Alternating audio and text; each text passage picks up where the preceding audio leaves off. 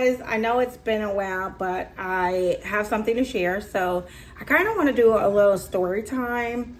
If you guys have been following me on my channel, you know that I have low iron and I'm unable to take the iron pills. And so I've been getting or infusions for the last 2 years. And so today I had my first iron infusion. I have to go 2 more rounds, and I'm going to be getting them every year for a while, at least until I can figure out another way to get my iron up.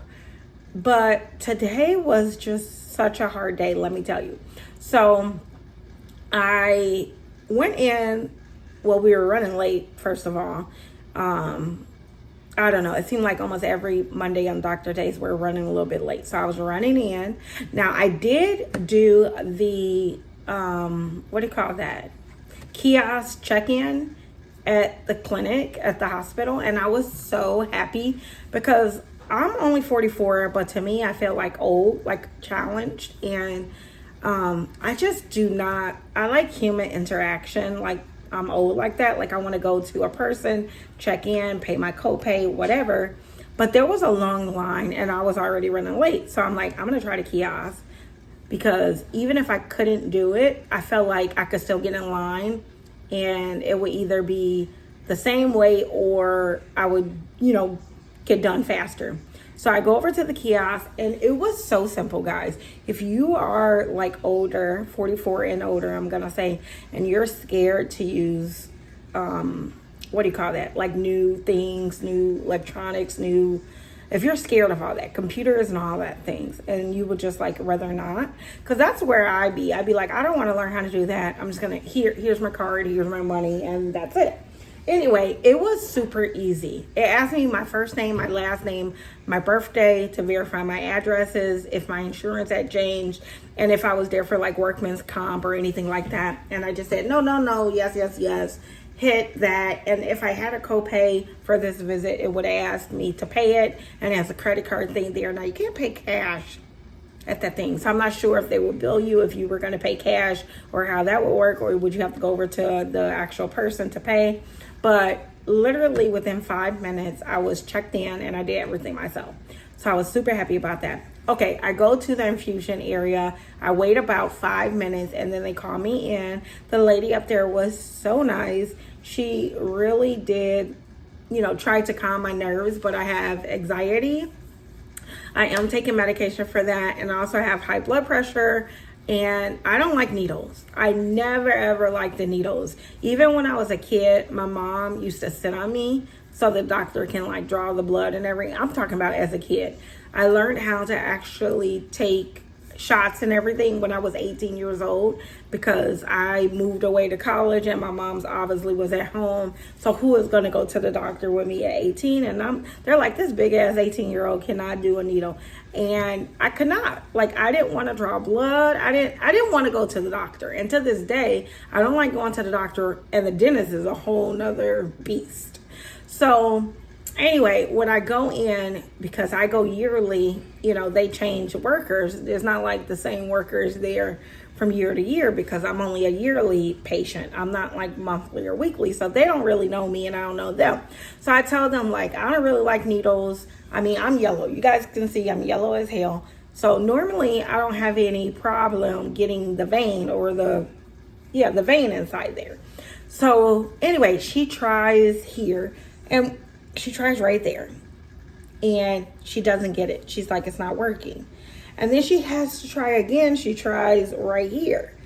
Oh, and I can feel it and it's not working. First of all, and then this whole process let me know that I always get my shot on my left arm, because if it hurts, I still want my right hand, which is my dominant hand, to be able to do everything else. So when I was looking at her, I can see all of the old holes in my arm from all the other IVs that I got. I'm like, man, I'm starting to look like I do drugs or something. Like, why do I have like all of this? And then on this side, I don't have one. So anyway, after this nurse tried to get the IV in twice and it didn't work. And I'm thinking to myself, like, Stella, stop stressing. Control what you can't control. Let them. But But this was twice that she already had poked me and it hurted so much, and I don't like needles. So she called for another nurse to try to do it. And I was like, at this point, my left arm is hurting. Can you do it on the right arm? So the other nurse got it right there on the right arm, and it was so fine. I don't think it was exactly in right, but I wasn't going to say anything at that point because I wanted my infusion to be done. I didn't see any like where it bubbled up or anything, so I know it was going in there. It just hurted in the vein. I don't know, the irritation, I don't know. My sensitivity level with pain is really, really low. Like, I do not like pain. So anyway, while all this was happening, my husband, he didn't actually come in. He stayed in the car, so he was going to wait for me. Just because it's an infusion, you're just sitting there waiting. He would rather wait in his car where he can smoke, listen to music, put the window down. It's just a little bit more comfortable, especially, you know, with COVID and all that. I don't know, germs and all of this. He just would rather sit in the car. So this is what I had. This is my little hack that I want to tell you. So I had my Beats. I brought these to listen to music because I'm there for 40 minutes or an hour, something like that, getting the infusion. And I wish that I had like a fidget or a squishy ball or a stress ball. I didn't have any of that. And look what came in handy. The whole time that they're doing all what they're doing, I am holding on to this Beat box for dear life. Like, it literally was like holding someone's hand. I was gripping this mug, gripping. So I do feel like there's something useful in stress balls, fidgets, and things like that. And, you know, while she was doing, you know, all of this in each arm, I was not looking at them. So when they were working on the left arm, my head was turned to the right. When they was working on the right arm, my head was turned to the left. Once the needle and stuff gets in, I'm okay. But you know, getting it in is the issue for me.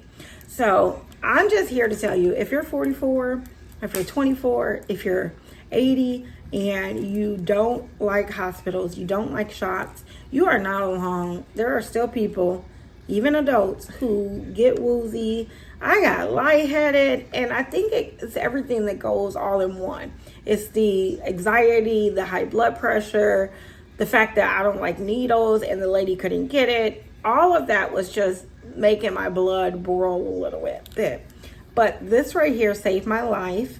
This little Beats container that my sister-in-law gave me. I won this at her baby shower.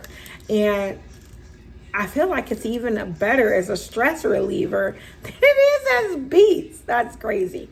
Anyway, this is what I had in my pocket. It helped me out at the hospital. So if you need something to grab onto, if you don't have someone there like a hand, like a husband or a sister, or you're going at it along and you don't have anyone and you have to go at it along, here is something. Or get yourself a stress ball or something that you can have in your hand.